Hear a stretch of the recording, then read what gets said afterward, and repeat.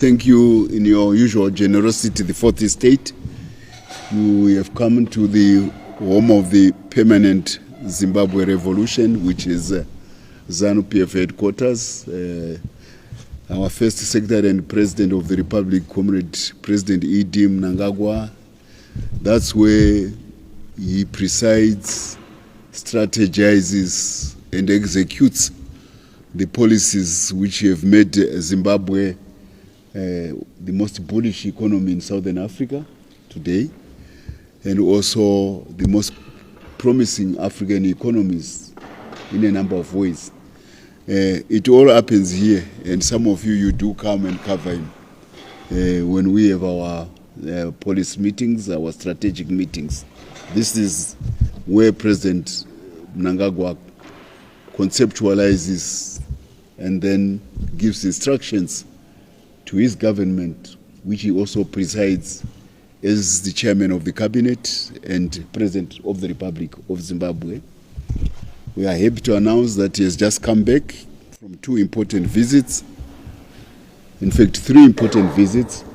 One of them was to Equatorial New Guinea, where the African Union, that important institution of African unity, but also of resurgent Africa, held its regional meetings to assess what Africa has been doing in the economic sphere at a time when there is all global attention refocusing on Africa. It's no longer viewed as the continent of hopelessness.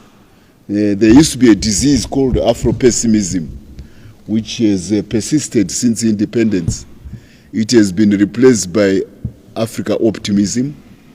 And this meeting about regional cooperation is looking at how Africa can use its resource dividend, its youth dividend, its emerging market to rechart itself on the global stage as an economic powerhouse.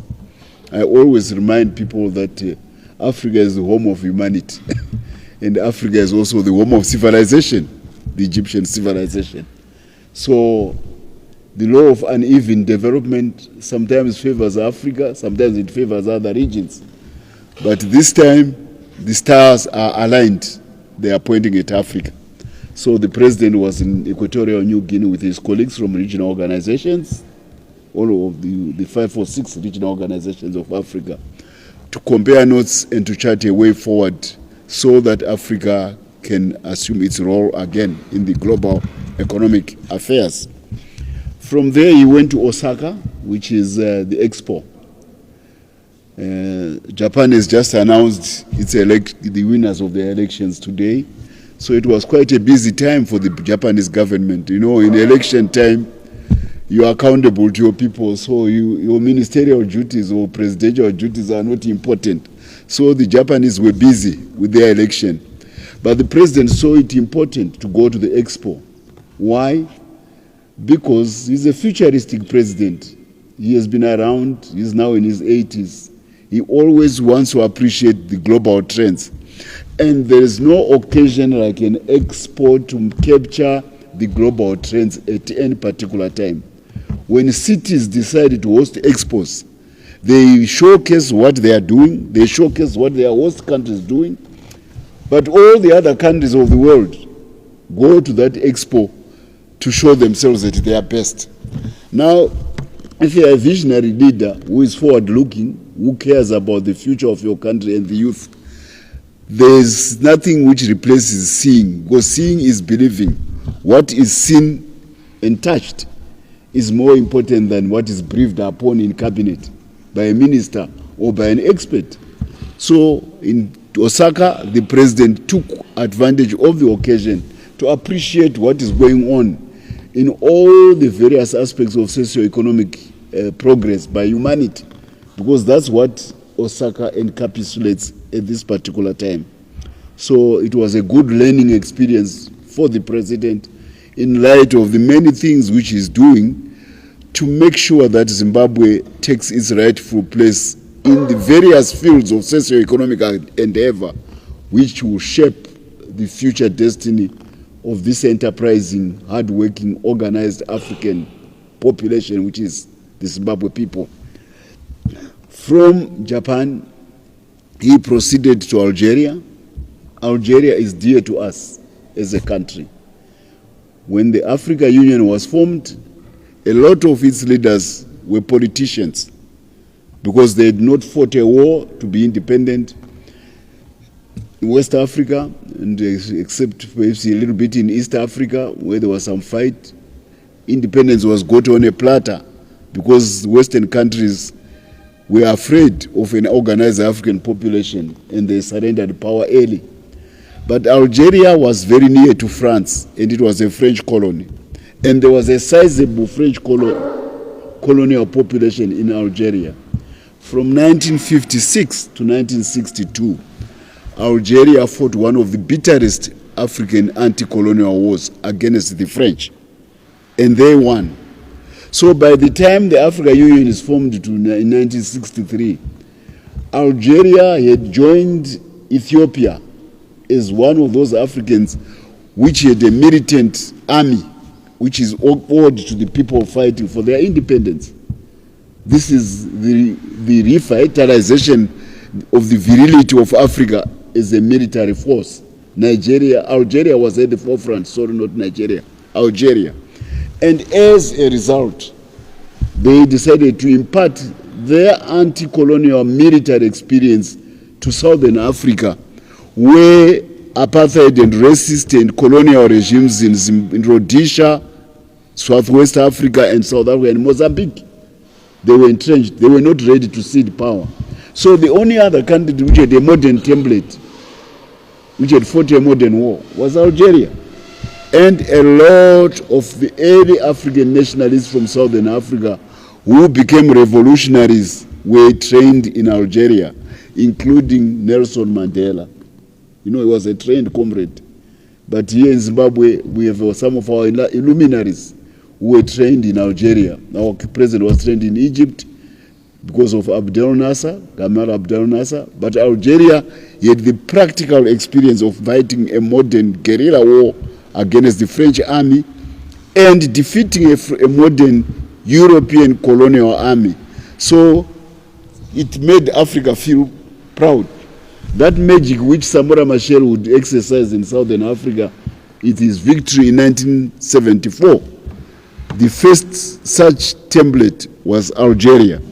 So it was befitting that our president would make a head of state visit, a state visit to this country to pay homage to its contribution to the story of African liberation. And remember, it is a Muslim Arabic country. Of all countries, Muslim and Arabic in North Africa, the one which has consistently identified with Southern Africa from the beginning of the African Union is Algeria. So it is an important symbolic visit in terms of the restoration of the military virility of Africa, because without an army, your own army, you risk the return of slavery, you risk the return of partition, you risk the return of colonialism, you risk the return of neocolonialism. Because if you can't defend yourself, you are vulnerable in this world. I always repeat, ask the Aborigines, ask the Native Americans. We don't want that story here in Africa ever again. And Algeria stands at the forefront of that pride in the restoration of African military virility, of which Zimbabwe is a shining template in Southern Africa. And I shall dwell on it later when we talk about Manicaland. So these were the three important state visits. It was beautiful to see the president with all those those Zimbabwean students in Algeria who are learning all the various fields. It's a rich country, it has oil, and it's also, you know, it has taken big advances. It has a steel industry, so a lot of technical agreements, because steel is important. Algeria is one of the serious producers of steel on the African continent, and we are now one. So this visit was good for bilateral relations, for emotional relations, and for the increasingly bullish story of Africa, which I referred to earlier on. We are in the season of our conference, the party conference. The dates are 13 to 18, is it? Yes, October. And so we are about hardly 2 months away from the party conference. This is an important event on the calendar of the party.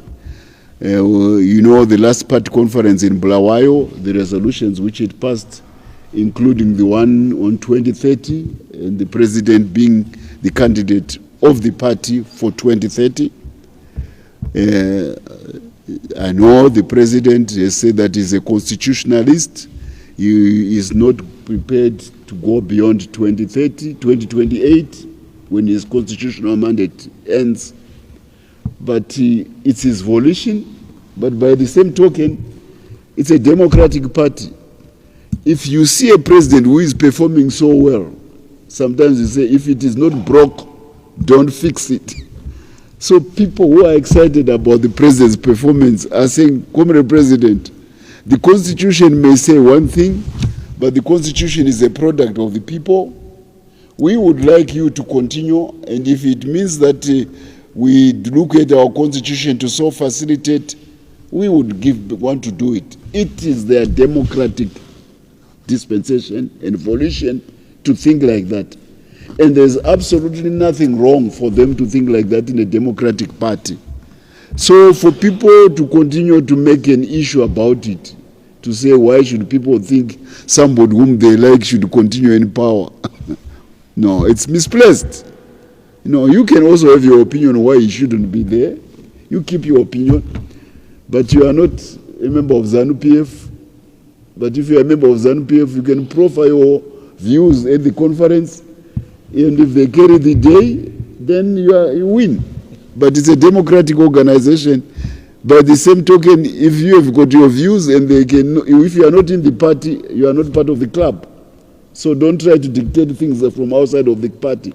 Join the party, and you can come to the party conference with your views as a member, and try to have your view, try to canvass for your view with the membership. I hope if you have joined that, you want to be a member to be part of the debate.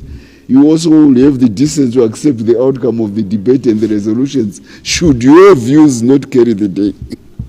You understand? So I hope this addresses this persistent clamor about why should 2030 be this and why should not. It's a democratic party.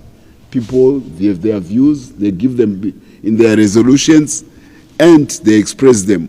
The consummation of those ideas is another issue, because it is all the subject of the debate, but it is all the subject of the person who may be the object of those resolutions. So it takes two, those who are advocating and those whom the advocacy is targeted at, who is the president. Those are the people who matter in this debate. Anybody else is, by and large, irrelevant. The problem is that for a long time, people did not want our president to be the president of the republic. For a long time, they didn't want him to emerge as the top leader of the party. For a long time, after I became the president and leader of the party, they wanted to remove him. That's why sanctions were kept intact. That's why there's been this persistent debate about succession, notwithstanding that the man is too busy running a modern economy so successfully. That's where the attention should be. But those who are detractors, those who did not wish him to ascend to the apex of power, they cannot get out of their mindset that he should be out of power. So they keep churning this issue about why does he have to be in power for another day when he shouldn't be. So they want to foist that debate on our party. But our party is too busy. It is too busy building a modern Zimbabwe to be bothered. And they are too busy appreciating the leadership which is offering to be stymied by those who are saying that our president should not have been there, should not be there, and will not be there. They are not interested in that. So This is what will be decided at the party conference, the leadership issues of the party in terms of the future of the party, because we are only 2 years away now from the big party congress where the issues of leadership are going to be resolved. But that is not the biggest thing which the party people will be interested in. The biggest thing will be economic issues and the improving general welfare of the Zimbabwe people, the performance of the economy. Because this creates the bond upon which Zanu PF continues to rule. It promised the Zimbabwe people freedom, it gave them. It promised the people, it promised the people in the army to defend themselves, it gave them. It promised the people of Zimbabwe independence, it gave them. It promised the people of Zimbabwe national consolidation and the preservation of that independence, it gave them. It promised people a modern economy, it is giving them. It promised people their own national currency, it has given them. It has promised people more regional integration to connect with our neighbors, it is giving them. This is the record upon which Zanu PF stands upon, not the capping by detractors from left, right, and center. No, no, no, no. That's what the people of Zimbabwe will be discussing. The resolutions of the previous party conference and the tick-by-tick box of each resolution and how the party, how the president, and how the government is faring in those tick boxes. That's what we will be focusing on in the party conference in Manicaland. We want to say it's an honor to Manicaland. We have done the party conference in Gweru because of the cradle of the militants of Zanu PF. That's where we are own liberators slogan came with the late national hero, Comrade Dabaning Stole leading the party. And that was what became Zanla Forces, the main wing of the Patriotic Front, and the one which was based in Mozambique during the liberation struggle. It was born in Gweru, where we have had the party conference circulating much central because of the cradle of the liberation struggle. Then we have Midlands. It came because of the party history, the militant side of the party in 1964. Then it went to Bulawayo because of also the cradle of the organization, modern organization of nationalism, Father Zimbabwe. You will remember him, he was a leader of the trade union movement in Bulawayo because it was an industrial city which took iron ore from Zisco and made it into heavy steel goods, which were the backbone of the then NRZ, Rhodesian Railways, the backbone of the railways of Congo into Katanga, the railway of Zambia, the railway of Botswana. They all ran from Bulawayo because of the steel industry. So the trade union movement was very strong because workers are the easiest people to organize. This is the birthplace of modern nationalism, embracing it from the ANC. And that's why Comrade Joshua Nkomo, Father Zimbabwe, starts off in Bulawayo with the Zimbabwe Railway Workers Union, then the Rhodesia Railway Workers Union. So we honored Bulawayo by the conference last year. Now we go to the province which took the liberation struggle to another level in terms of scale and scope. And here credentials, plaudits, go heads down to Manicaland. Suddenly, with the victory of Frelimo in 1974, we had a long border from the Zambezi to the Limpopo. And the beauty of that border was that it was mountainous. So suddenly the guerrillas didn't have to cross a river to go and fight in Zimbabwe. They actually took cover with the mountains to come and fight into Zimbabwe. But also the people who wanted to go and fight, they went to Manicaland using the border to cross into Mozambique. So in 1975, 76, thousands upon thousands of young people left through Manicaland to go to war. They would come back trained soon afterwards because we had those who had been taught army, military science and arts from the northeast. They were now based in Mozambique, and the training was very quick to retain people to come and fight in Zimbabwe. We now had our own training corps of Zimbabwean army, no longer needing to go to Algeria, no longer needing to go to China. So Manicaland became the conduit for every guerrilla coming back to fight into Zimbabwe. And all the people who wanted to go to war also went through Manicaland. That's why I'm talking of scope and scale, which is what we are recognizing. That's why the president says, this time we descend upon Mutare. That's where the conference will be, which takes cognizance of the evolution of the Zimbabwe struggle and the different roles which were discharged by the people of Zimbabwe as they fought a modern scientific people's war.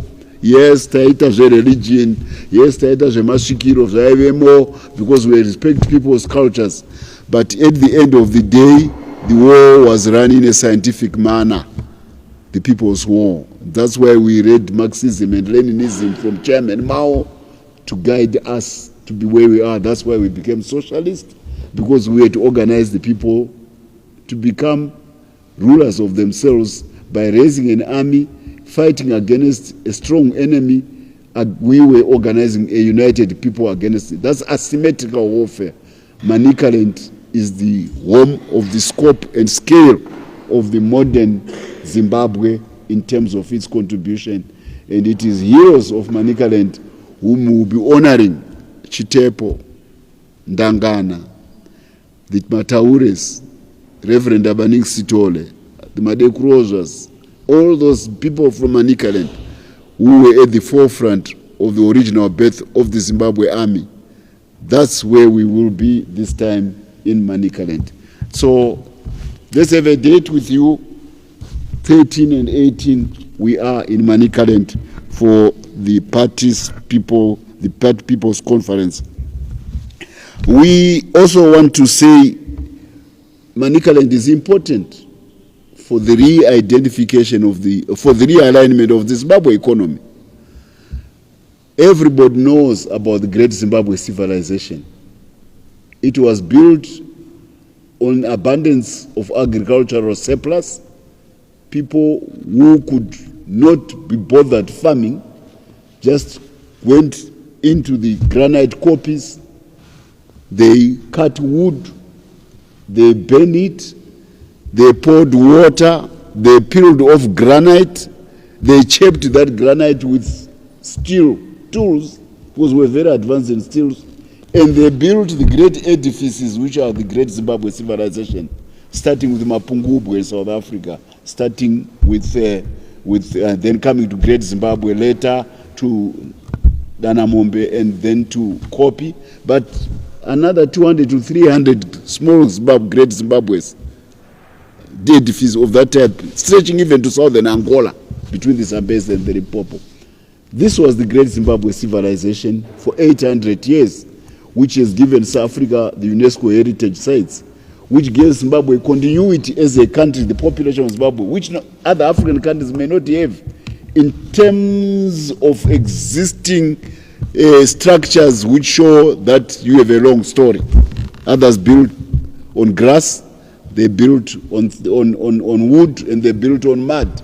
Come rain, come fire, both are destroyed. In Zimbabwe, you go there, it is there.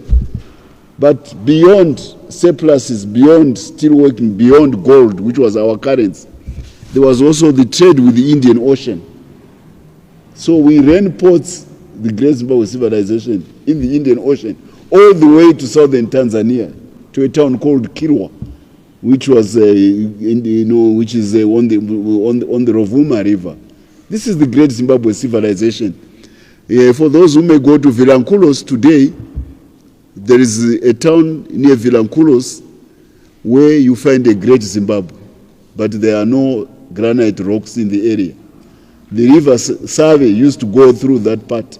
So the trade would go to Great Zimbabwe, then they would bring stones from Great Zimbabwe and build a Great Zimbabwe on the coast of Mozambique, even without granite. This is the reach and extent of Zimbabwe as a trading empire, So the Indian Ocean is important to us, and you can also notice that King Mutasa was so strong with the Manica people that the Portuguese could not come through across to Zimbabwe when they were conquering the country. They'd go through the Zambezi Valley. This was the strength of Zimbabwe because we ran the ports in Mozambique. Even when Rhodesia came, of course, the first thing which they did was to divide Zimbabwe from Mozambique. The border was done so that we don't have ports. The other part became Portuguese Empire, and we lost our ports and we became weak. Then Rhodesia came, they opened the ports of Beira to another level, and a lot of trade between Zimbabwe, Rhodesia then, and Mozambique, East Africa was through Beira.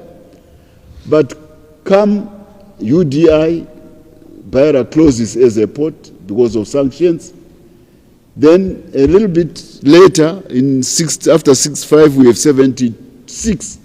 Samora Machel, to support the war, closes the border with Mozambique. And the last train, I remember it, I was at Chimoio at Junda camp. The last train from Chimoio, from Beira to Harare, was stopped because he wanted to support the war. So Mozambique's collapse as an exit port for Zimbabwe, as the coastal hub, exit to the Indian Ocean, meant that Manicaland began to suffer. And that suffering extended even after post-independence. You know, Renamo was deployed into Mozambique by the South Africans to go and fight to make sure that Renamo becomes another government, a rebel government in Mozambique. And Manicaland, second time, comes to the rescue. We had to fight against Renamo because they didn't want to have a neighbor in Mozambique in another Manica. Remember the process is Manicaland in Zimbabwe and Manica in Mozambique. So the people of Manicaland fought, so it became again the supporters of a new war to defend the integrity of Mozambique as one country. We had epic battles at Casabanana, Gorongosa, Mutarara, by the Zimbabwean army, fighting against South Africa's apartheid Renamo. Takaita gedi na South Africa in Mozambique. And we came out on top as a modern army, the Zimbabwe army. This was the most powerful army in Africa, the apartheid army. We may not have fought between us on the Limpopo River, but where there was a side battle, a dress rehearsal in Mozambique, they saw that Zimbabwe was up to the task in that dress rehearsal. And South Africa backed down from supporting Renamo. Our army was victorious in the fight against Renamo, and we won the peace, which eventually prevailed when our current president went to Rome to negotiate the peace accords between Frelimo and Renamo to thwart South Africa's attempts of trying to use Mozambique as a backdoor entry to suffocate the economy of Zimbabwe, to force us to go to Durban, 2,000 kilometers away instead of Beira. Why am I saying this? We are now going to Manicaland for the party conference at a time when there is a new vibrance about Manicaland as the gateway of Zimbabwe's trade to the Indian Ocean and to the trade. I was happy a few days ago to read that Manicaland, the port of Machipanda on the border post, has become more active than even Beitbridge. You understand? Because the whole region now is going to the coast through a much shorter distance than going to Durban in South Africa. And you can imagine the cost that it gives us, the cost advantage it gives us to our exporters. Instead of going 3,000, 2,000 kilometers away to Durban and then by container and come back, bring goods by container, by truck, which makes it $4,000 by the time it gets to Bulawayo or Harare, later alone probably 7,000 by it goes to Lubumbashi. We now go to Beira.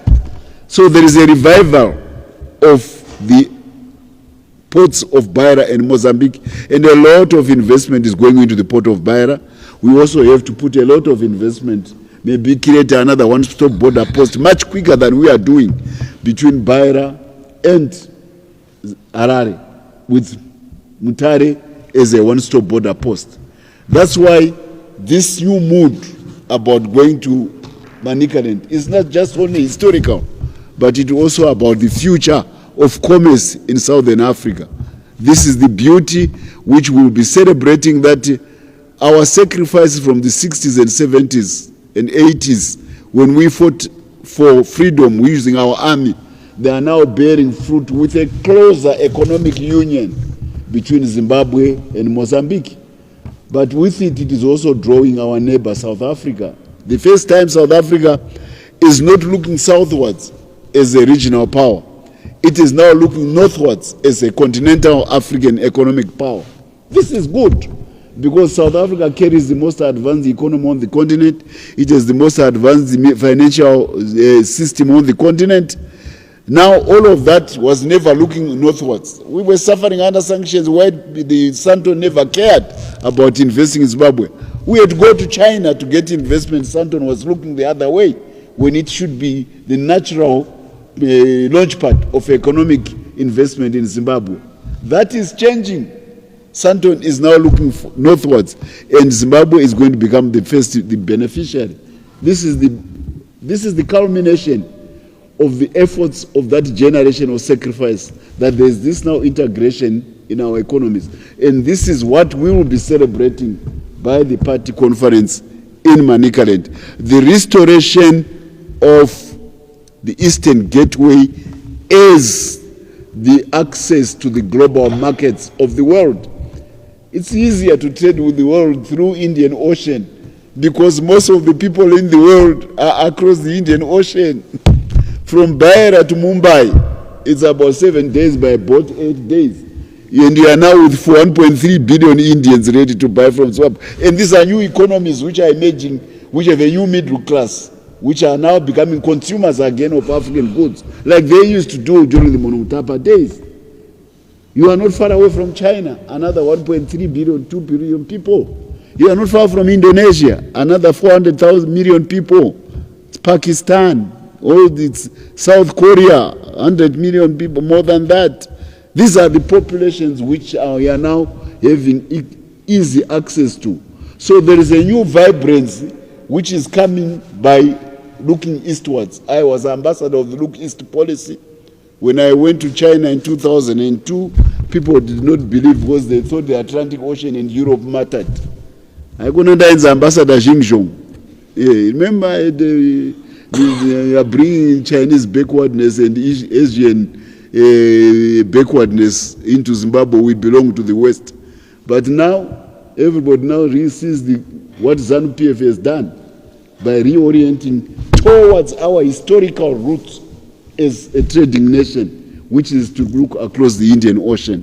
So this conference in Mutare is a celebration of so many things about us as an aspiring, forward-looking African economy. This is why this conference is so important, because of the creation of hope among the youth, among the Zimbabwean population, partly in regional integration, but reorienting us towards even trade with other African countries. It's easier along the East Coast. Yeah, we can trade with Egypt, we can trade with everyone, because you try to go through the Atlantic Ocean, it's okay. Because we're also developing Walvis Bay. But it takes longer. But the population of Europe and the economies of Europe are not as what they used to be. The future is what? Is Asia. So here's a chance for Africa. And our president, you can see by even him going to Japan, we are looking east even further than the traditional friends. So, celebrating the victory against South Africa, back to Renamo, we are celebrating the contribution of Manicaland to the liberation struggle during Chimburenga II. We are celebrating the history of modern commerce, of national commerce by Zimbabwe during our long 800 centuries of the Muntapa Rhodesian kingdoms, the great Zimbabwe civilization. What better place to do it than in the East, in Manicaland, the heroic people of Manicaland. This is why we are going there. I want to go to address an issue, okay? I think because of the economic aspect, there is a new thing which may excite the region. You know that we now have the most modern steel industry on the African continent. It's growing. The prospects are very big. We are now dovetailing our industry with South Africa because it has the most advanced steel fabrication industry on the continent. All the cars which you see from South Africa, that's South Africa producing those. But the raw steel from Zimbabwe is cheaper and of higher quality since the advent of Manise. So every week, more than 500 trucks leave Zimbabwe to South Africa, exporting steel. And the South African steel fabricators love it. So it gives them a competitive advantage on the global markets. They export their cars to Europe, they export their cars to America. It gives them a quality advantage, but it also gives them a proximity value, proximity in the value chain from Zimbabwe. These are exciting things about African integration. And there is nothing like steel to integrate economies, because anything which goes beyond one floor upwards, you can't use wood anymore, you can't use cement, you have to have steel to support it. Like this building, like anything else, like the flyover at Trabablas. So steel is important. And the template shows it that when France and Germany united in 1951 to form the German and France Steel and Coal Union in 1951, they stopped fighting 3 times they'd fought. In 1951, they said, no more wars. Paris and Bonn and Berlin, we are managing our steel together. It was Bonn at that time, now Berlin. That is the European Union today. So the integration, dovetailing of Zimbabwe steel with South Africa creates huge opportunities which nobody ever thought of about Africa, about an economic union between Zimbabwe and South Africa. But the exciting aspect is that our neighbor Mozambique again has become big in energy. God just loves this region. You know, as I speak, there is a big delegation at Cabora Bassa, which are now looking at having a second power plant at Cabora Bassa. They are also looking at building another dam just down from Cabora Bassa at Pandankua, 60 kilometers from Cabora Bassa. And there is another possibility of another dam at Baragem in Mozambique. And remember, the Zambezi River is more powerful when it gets into Mozambique. All the tributaries from Zambia, from Malawi, from Zimbabwe, from Congo, from Angola, the river is more powerful in Mozambique. So hydroelectricity power in abundance is the prospect, because Mozambique is got this big river, one of the 4 important rivers of Africa. But there's also the Cabo Delgado gas fields, where even America now is putting 4.7 billion. What it means that we can have a steel, coal, and energy union between Zimbabwe, Mozambique, and South Africa. And I can assure you, if that comes about, with the way all the energy resources are next to the natural resources of making steel, within 1,500 kilometers of each other, Zimbabwe and South Africa, and we have all the iron ore. Even Tanzania has got nickel, which is another alloy beyond chrome, which Zimbabwe and South Africa has. Now South Africa number 1, Zimbabwe number 3 globally. So the things which make steel are within the perimeter proximity, but also the energy to make sure that we produce steel can be produced so cheaply in Southern Africa. What does it mean for the young generation of Zimbabweans under the futuristic leadership of Zanu PF and President Mnangagwa? You can look at the prospect of one day producing the cheapest steel in the whole world. We will decide the price of steel globally in this region. This is the forward-looking manner we Zanu PF do. That's why we were so forward-looking to say we can fight and win and create an army. A whole generation of diasporans went to learn martial arts and war in the 60s and 70s. The chance for the new generation is these economic prospects on the global stage, which are advented by the fact that God put all the things which make the most important matter of human progress still within a perimeter of Southern Africa. And then he gave the region the energy, either hydroelectricity power or natural gas, which is greener, but even traditional coal, the coking coal in Hwange is the best in the region. So these are the things which excite Zanu PF as a party. These are the things which excite our president as a futuristic leader, not petty quarrels about succession and this and that and that.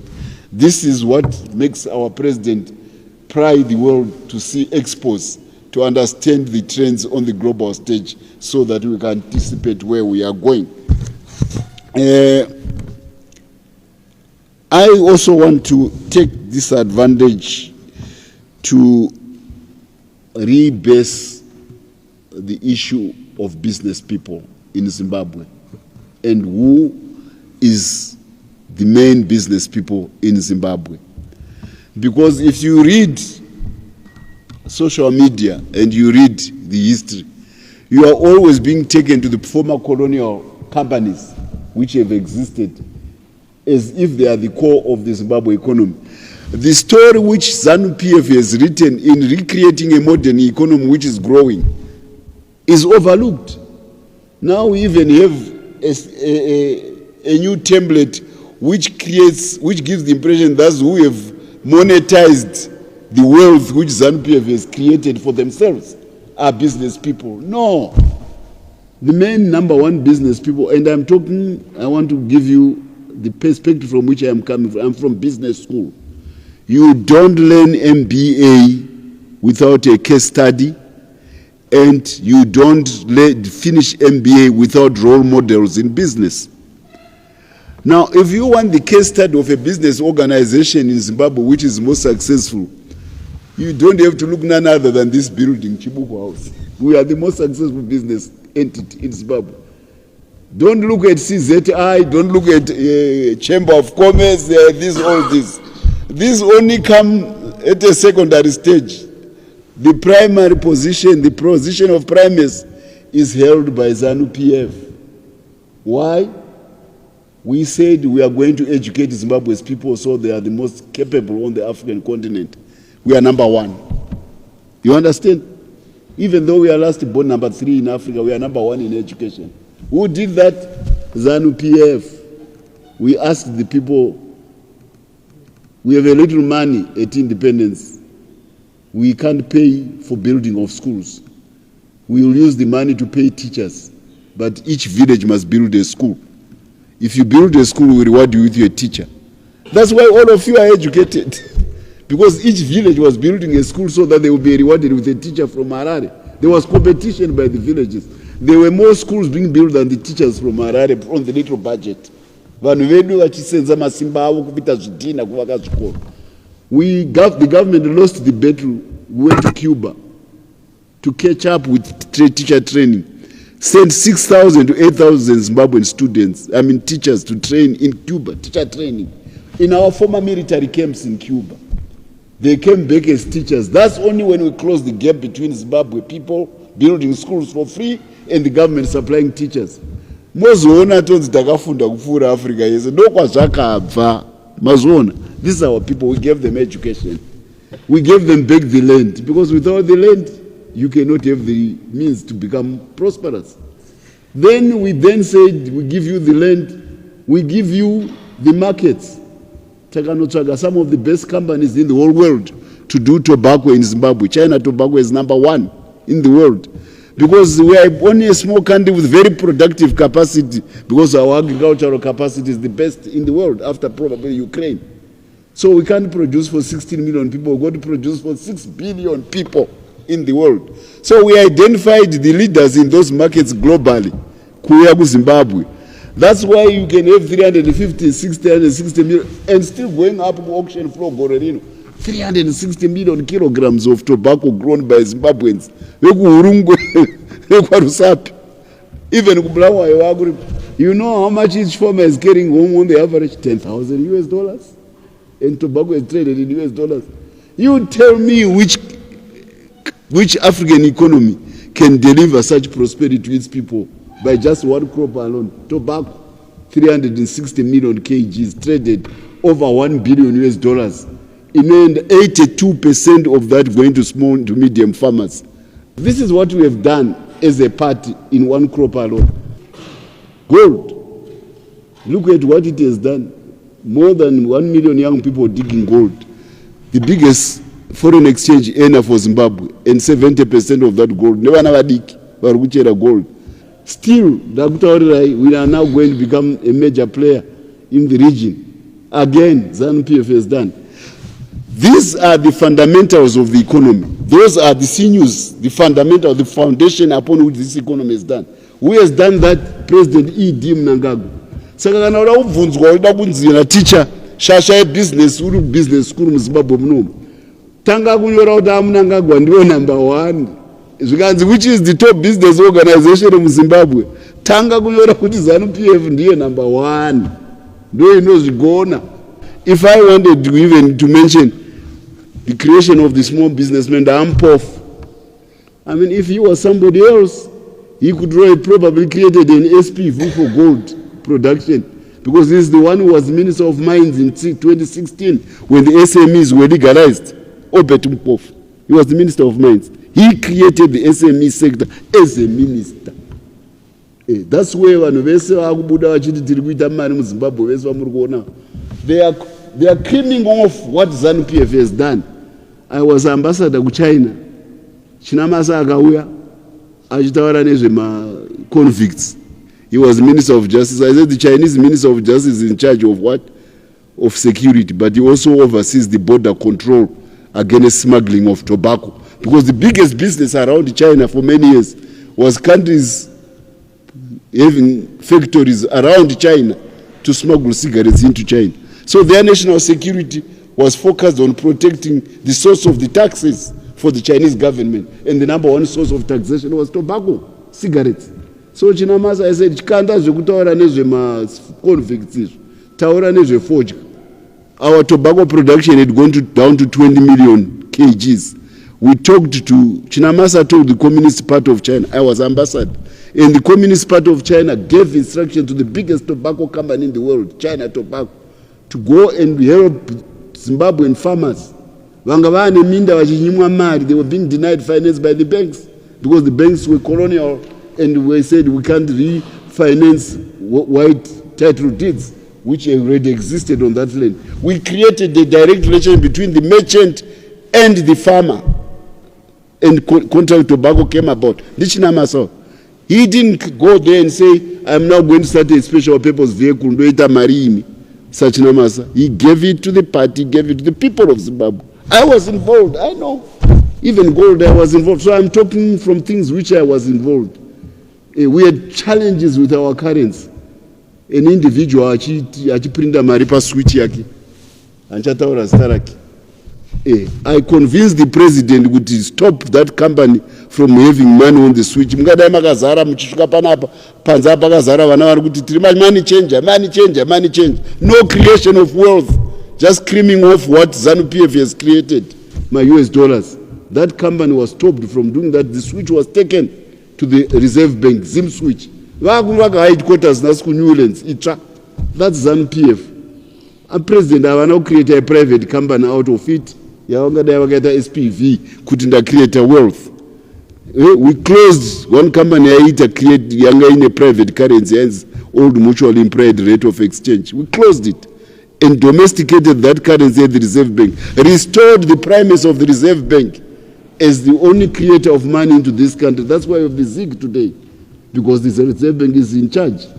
I mean, Zanu PF and president, I want to my special people's vehicle to marry individually. So I don't know where this thing about, very corrupt, president, where is it coming? We created wealth for the generality of the population of Zimbabwe. We are the top business entity in this country, Zanu PF, and I can say it proudly. You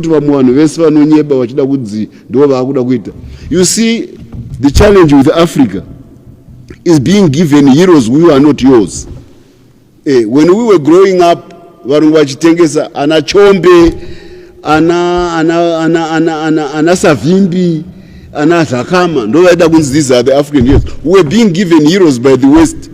The West Africans who were traitors were the ones who were being told they should be our heroes.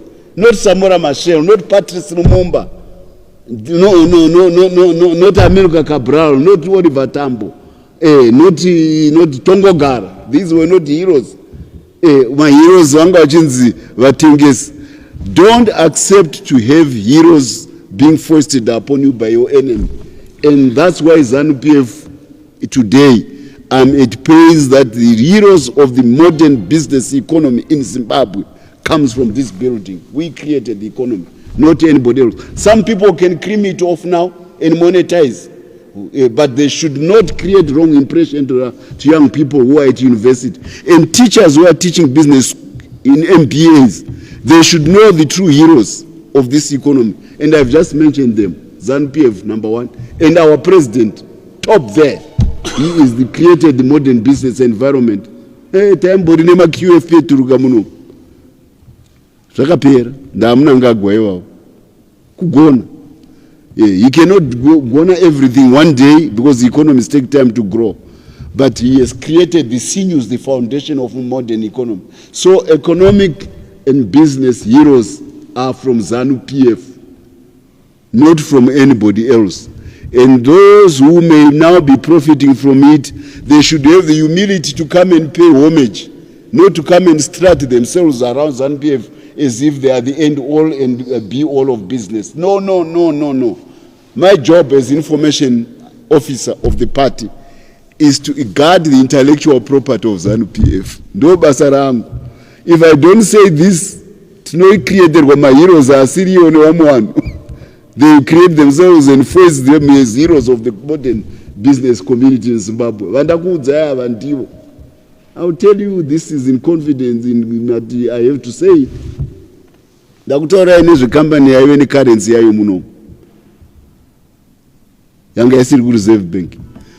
When the land reform was done, the current president and the former Minister of Foreign Affairs, Wamdenge, and the former Minister of Finance were dispatched to South Africa by President Mugabe to see Mandela kuti tapiwa ultimatum nema British kumaputo na Robin Cook kunzi maita zveland reform your economy is going to sink. So naturally we went to South Africa for solidarity, and Mandela was very nice. He says, yes, we are in the trenches together on this one. I'll send you to my Minister of Finance to see how we can work together around the British sanctions. They went to that Minister of Finance of South Africa. You know what he told our current president? So, yes, Mabaguna politician, in Indiri banker, I won't mention his name. Kana mchida kuti ndikubatsire ichenda yamudzodzera minda kune varungu. Then South Africa will help you. That was a South African Minister of Finance. Saka vakadzoka vanhu vedu vachitunhaira vasina chavakabata vabva kuna Minister of Finance here. Even when I then was drafted to become ambassador to China, I was in a meeting with the Chinese, with our delegation yabva kuZimbabwe na President vedu. He had the temerity to summon our Minister of Finance kuti buda meeting nema China. Mazoenderei ku China ndoda mapfura nemuno mungadaenda kupa mari yemaranzi muri kuite chi ku China. That was the Minister of Finance of South Africa, trying to direct the affairs of Zimbabwe. Come 2025, Zimbabwe is the zig. Zimbabwe has got a Minister of Finance who has done well as part of the economic dream team of the country. Now that same guy is the chairman of this big company under Taura Yone currency in Zimbabwe. He goes to State House. Oh, the president took time to remember him again. Who are you, by the way? Oh, you used to be in the ANC. Who are you? Oh, because the shoe was in the other leg. You understand? The shoe was what? In the other leg. This is the robustness of an economy which we have created. That a big company which used to own the currency of this country goes begging to State House, could vabvumidzwe kuita trade their stock yaita track our currency. Varamba kuenda ku Victoria Falls. Vachiti vada kudzokera ku ZCSE. So President looks the other way and he had to try to remember who this guy was again. You understand? Kunakidza kwemasimba economy yakreatwa nawa Mnangagwa kuti even IMF yakauya takavapa lecture muZanu PF building muno. This is the supreme institution of global economic and financial management. Ayanga msingamboyi kuZanu PF vakauya rwendo rwuno. Important daione kugona kuri kuita party business inonzi Zanu PF. Those are not. We are the part of business. We have created the top business people in this country in the leadership of Zanu PF, which had delivered a modern business economic environment. Do you know what is happening with high net worth individuals in the world today? They now know that Zimbabwe is a hard currency country. We operate on the strongest currency in the world, the US dollar. Here, we are like the 52nd state of the United States, but our US dollars are not given by the American government or from the federal in New York. They are earned by Zimbabwe people. Atina, Zokupiwa Mbasera, Zochkwereti, they. So high net worth individuals now know that the current account of Zimbabwe is in the black. If you put your US dollars in Zimbabwe today, you want to take them out tomorrow. So a lot of the high net worth, you know what I call high net worth individuals? The people with excess money globally. Ma billionaire. That's why we are always having an extra amount of US dollars than the economy can need. That's why we can pay out. We may not be there yet because China is quoted, but on current account, not on the historical account, we are in the black. We say you can't quarrel with success. The president has delivered an economic success, and it speaks for itself. That's why the IMF comes to pay homage to Chibuku House. So the business people in this country come from this building. They are the best. We are the best. Vamwe vese vada kutaura ngavauye vambotanga vambosaruta kwatiri pano paZanu PF vasati vada kuzvirova zvidundundu kuti havabviri. Because it is very important that the party guards its intellectual property. It is very important that young people who are in school identify the success of them economically and success and business-wise with the party, with this government, not with individuals who may be just taking advantage. Vanhu ngavaite pride in a party yavo, not anybody else. This is what I'm trying to do. And as an information officer, that's my job, to guard the intellectual property of Zanu PF and its successes and communicate it to the general public so that the people identify hope and better aspirations for a future life with the revolution of Zimbabwe, which is run from this building. That's my job as an information officer. And I want to challenge anybody who may have a variant view kuti ngavauye neni padebate pane nyaya iyi tinopedzerana, because Zanu PF ndio shasha, ndio mabusinessmen epamusoro.